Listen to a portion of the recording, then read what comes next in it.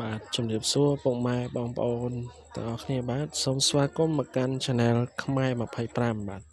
ថ្ងៃនេះខ្ញុំបាទមានឡាន Visto ឆ្នាំ2000ពណ៌លឿងដ៏ស្រស់ស្អាតមួយគ្រឿងទៀតហើយបាទទៅតែមកដល់អញ្ចឹងក៏ធ្វើការផ្សព្វផ្សាយជូនដល់បងពុកម៉ែពុកមីងដែលគាត់មានម្ដងចង់បានឡាន Visto ស្អាតល្អយកទៅជិះលក្ខណៈគ្រួសារអញ្ចឹងបងអាចមើលជាមួយនឹងខ្ញុំបានបើសិនជាពុកម៉ែបងប្អូនពុកមីងទាំងអស់គ្នាមានចំណាប់អារម្មណ៍ជាមួយនឹងឡាននេះបាទមួយគ្រឿងនេះសូមបងមកមើលផ្ទាល់បន្ថែមទៀតបានបាទដែលមានទីតាំងនៅទីក្រុងភ្នំពេញបាទលេខទូរស័ព្ទនិងតម្លៃថ្លៃអូបងអូនដាក់នៅខាងលើនៃចំណងជើងវីដេអូនេះហើយមាន3ប្រព័ន្ធសម្រាប់ខលមកបាទអញ្ចឹង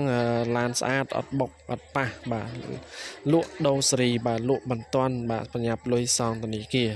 អញ្ចឹងសម្រាប់បងដែលទៅមកកាន់ Channel ខ្មែរ25សូមចុច Subscribe ម្នាក់មួយមកហើយនឹងសូមចុចសញ្ញាកណ្ដឹងផងដើម្បីទទួលបានព័ត៌មានពីការលក់ឡានល្អបាទរាល់ថ្ងៃជាមួយនឹងខ្មែរ25បាទសូមអរគុណសូមជម្រាបលាជួបគ្នាជាមួយខ្ញុំនៅវីដេអូថ្មីក្រោយៗទៀតបាទ